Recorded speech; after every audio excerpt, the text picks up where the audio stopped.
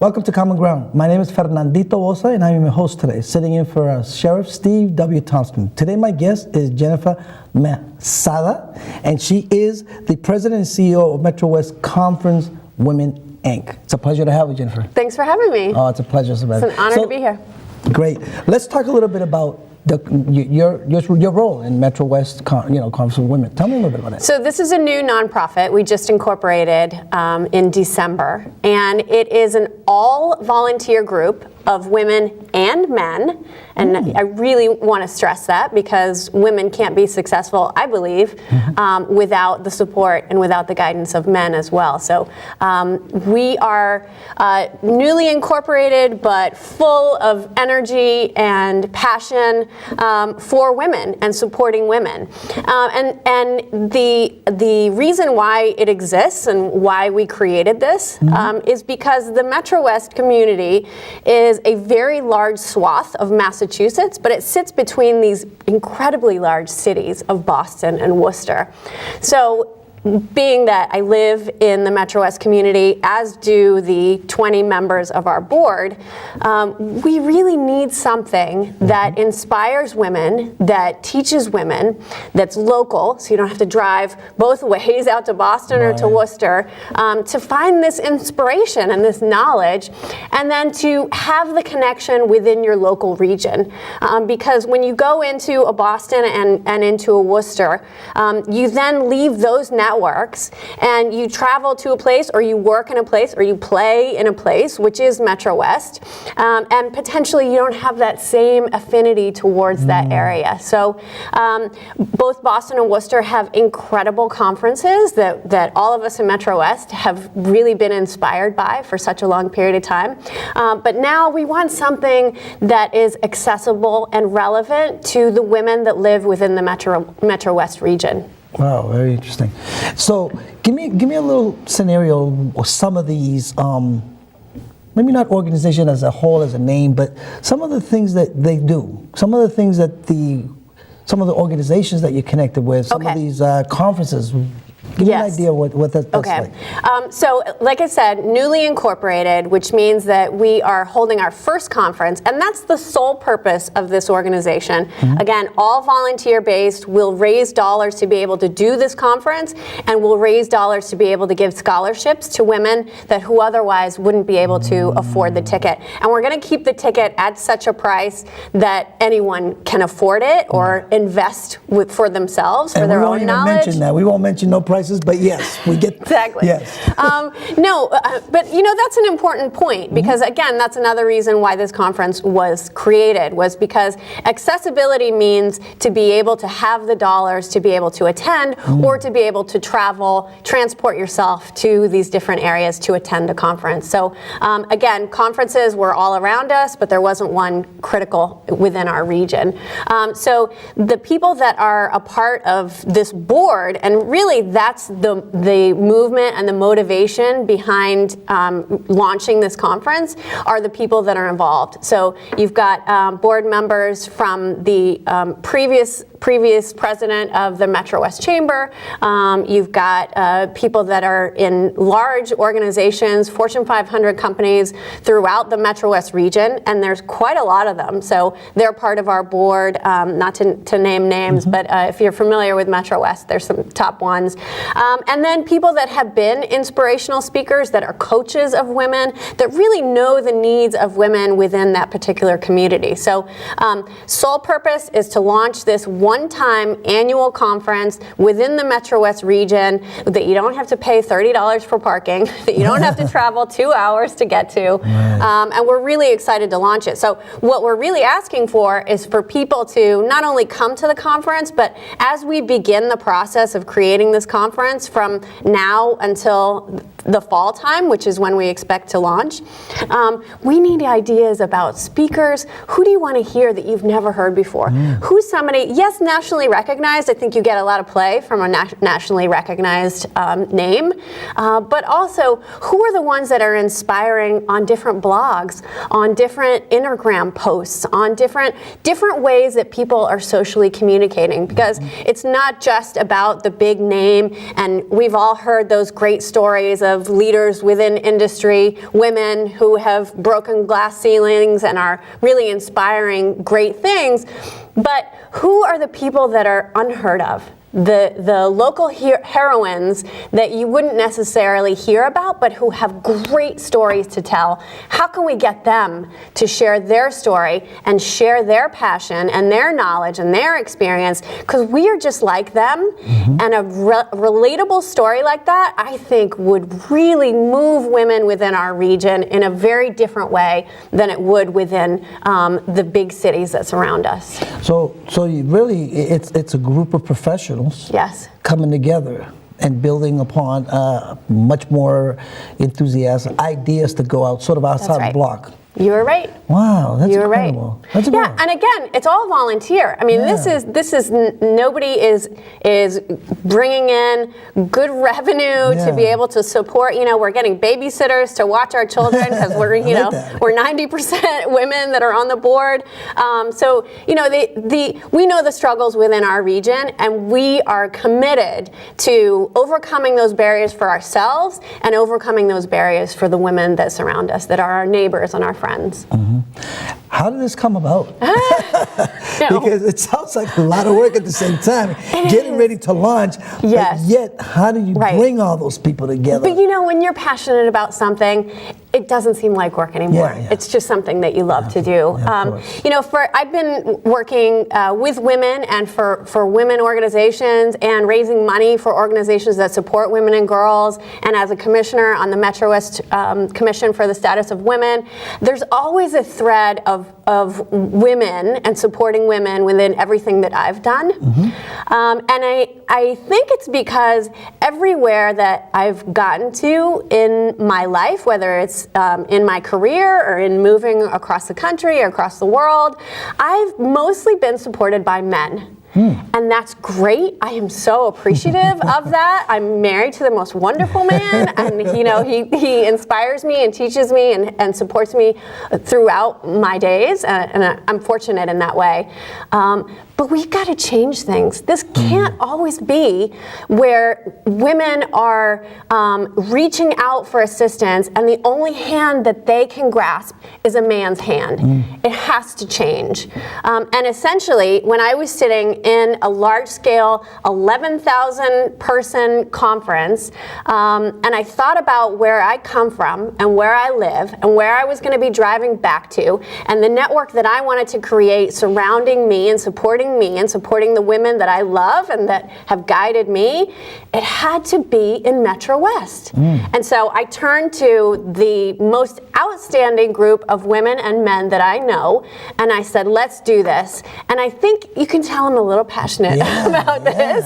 And you know, I think people believe in a vision that I've been able to set and that I've received guidance on, again, by these tremendous women and men that I feel are leaders within the community. And we're going to get it done. And it's going to be fantastic. And it's going to inspire us to the point where this is something that is sustained year after year as a critical component to women's education and learning and networking within the MetroWest region. So is there any way folks that might be listening today to our program can get involved? Yes, absolutely.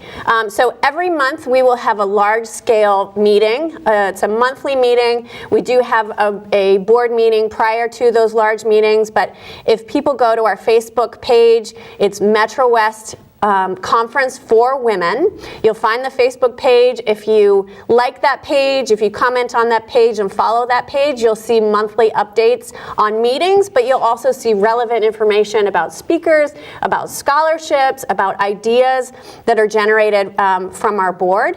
And then also, we are on LinkedIn, understanding that there is a large business community that really needs support and needs information, and a huge amount of women.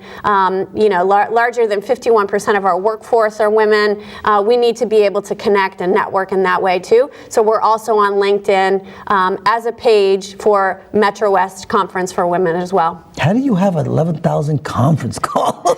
No, That no, one no. still took me. No, it wasn't a call. We were sitting in an Oh, okay. 11,000 person conference. Yeah. That's huge. No, that's a big conference call. Yeah, No. that was like huge. Not yet. One day maybe that'll happen. Wow, that's amazing. That's amazing. And how do, well, other than your Facebook and LinkedIn, I'm sure this is kind of also word of mouth, you know, different, because these are all professionals in their right. own rights and their own titles. That's right. And management and finance or whatever. And so they're also outreaching to their pool of, you know, constituents Yes. and so forth. So Yes. that's how it sort of Yes. is grown. You're right, and that's a great point too, because the beauty of this network and of this conference is that there is zero marketing dollars related to this. We have no awesome. money for marketing right now, so it's all got to be word of mouth. It's all a chain of attendees. In our next meeting, we each have our own social networks that we can tap into and invite to this and inspire other women to get involved, and men. Again, critical component to this is men,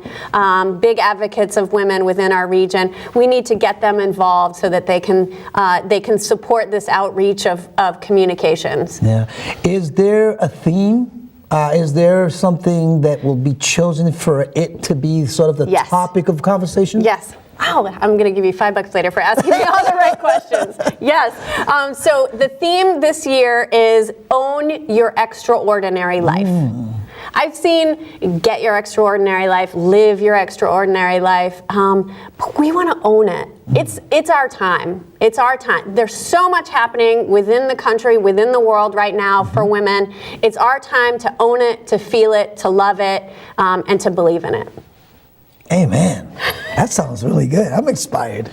I want to be part of that. Good. We That's hope that you will awesome. be. That's awesome.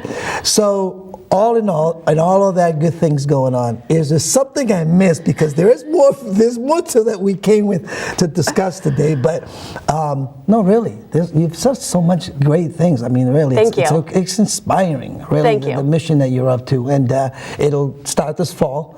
Yes. So that's really the conference is this fall. Yes. know? I also do a TV show with Access Framingham called way. Woman to Woman Today. Oh, my goodness. Local access partner of BNN TV. So yes, the show is, guess what? It's all about highlighting women that are doing amazing things for other women and girls, because we need to be able to see women that are supporting women, know that this exists, know that that it's possible, and so that show is also a really passionate part of my daily life. All right, so I think we brought a little footage of that. did. So let's go to that little bit of footage and let's take a look at Women to Women. With you too. Good. So it's interesting how we met and how we got connected through another MetroWest women's network, which is really thriving. And inspiring women is something that you've wanted to do for a long time. It's been a thread throughout everything that you've done, but that's not how you started your career. Right? Tell us a little bit about, go back a little ways, please. So I've done quite a bit, I think, in my tenure. When I first started, from going way back, right out of undergrad, I came out with a theater and music major. So what do you do with that? So I tried to make it, and I had a lot of different experience in Boston or New York, whether it was launching new musicals or being the communication manager on launching a brand new musical in Boston. And I just wanted to kind of try it all. Was my mentality around there. And then when I hit, you hit that 30s era and you really are going, well, what boxes do I need to tick? I should be getting a house and I should have an office job and I should have this and a paycheck. So I jumped from the nonprofit world into the corporate landscape, which even now my husband says, I never understood how you landed there, but you got there. Well, tell us, how did that happen? Because I'm always curious how these opportunities present themselves. I have my master's degree from BU. And we're back. We are with Jennifer Maseda, and we were just watching Women to Women.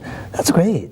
That's It's a lot of awesome. fun. I've met Yeah. some amazing women. The woman that you just saw is actually on our board for the MetroWest Conference for Women. Her name is Michelle Mercier, and she's the CEO for Create Honesty. It's that caliber of women and men that are supporting the show. We were produced by Access Framingham. In fact, one of BNN TV's previous alum from this station now works at Access Framingham, Shavarsh Morrissey. So we have some great connections with women.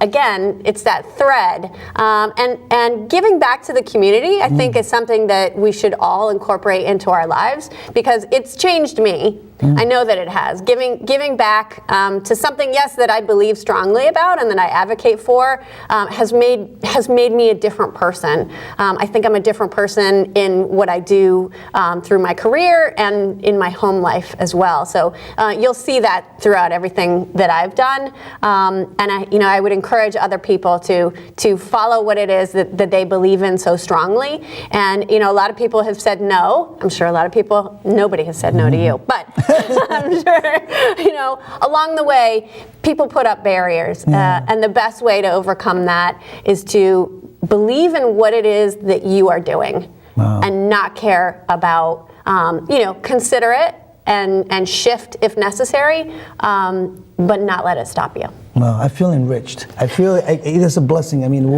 the story you've told me is it's very inspiring. I feel touched. I feel loved. I feel womanhood. I feel it. So, with all those good things in your TV show, really, I mean, doing all that, it almost sounds like you could almost run for something. You're so inspiring. You have this direct, message, and really, you have so much inspiration. You know what? I'm a commissioner on the MetroWest Commission on the Status of Women. It's a volunteer position that is very near and dear to my heart. We created that with Karen Spilka's office, Senator Spilka, who is a great proponent of women and reducing barriers for women so that they can be successful. I probably will never run for any office because I'm living my dream right now. Oh, that's nice. I feel as though I can do more to change things within my community in what I'm doing right now. And I have to say, you are doing that, because I actually was there, you receiving an award from Alpha and you being a guest speaker. So you are definitely all that what you say you are, and doing even more. And it's really, it is wonderful and a beauty to see that you are giving back, so much that you've been blessed and enriched with. Thank you. That was such an honor for me. As a Latina woman within a community that doesn't have a lot of Latinas, Luis and I live in Natick, so it's a smaller community than the Boston community of Latinos, but that's what we live. We live as Latinos, loving the connection that we have to that community. So Alpha's award was such a joy for me. I would ask now, as we're getting closer to end of our show, was there ever a pivot point in your sort of growing or mentoring that this is what you wanted to do? Did you ever have this vision, this is what you wanted to be? That's funny. Or did it come about and then you said, I've always dreamed of something like this? How does it come to you? That's a great question, because I'm always so curious how people take the journey and the path that they've chosen. Yeah. I would say that things came into my life and I leaned in and I took a chance and I took a risk. I didn't grow up in a family that were volunteers, and yet I spent 12 years in an organization whose mission really was and is to give back to others. I think it's when you begin to do it and you feel a sense that you have changed someone else's life, and by doing that, you've then changed your own. That is addicting in so many different ways, Not that we need to be proponents for addictive behaviors, but once you feel a taste of the importance of it, and it changes your spirit and it changes your soul, there's no other way to go. And so I now have the luxury, and I don't think a lot of people, and definitely not a lot of women, have an opportunity to select the next journey that say you can dream about it and you can work towards it, but now because of the support that I have, I can say this is the direction that I need to go because I know it's going to be the best thing for me, it's the best thing for my family, and it's the best thing for my community. And you can't take community out of what you do once you believe strongly in it. Very well said. Very well said. I feel the same in that sense. You know, where I am today. You know, not voluntarily, but I do a lot of volunteer work. Yeah. But doing what I love to do, with the passion and giving back, and really doing it in my way, men to men. There you go. That's right. That's another story. I want to hear about that one another time. Story, but you know, we're doing it. Anything we like to add? No, I'm just grateful that you gave me the opportunity to be on the show. This is really an honor for me, so thank you. Okay, very good. Jennifer Maseda from the MetroWest Women's Inc. Conference Women's Inc. Thank you so much for being on the show. Thank you for having me. That's Common Ground, but tune in February, which we'll be bringing many more very interesting people coming onto the show to talk about many things we want to hear about. And we'll be celebrating Black History Month. Thank you so kindly for staying. I am Fernandito Bosa.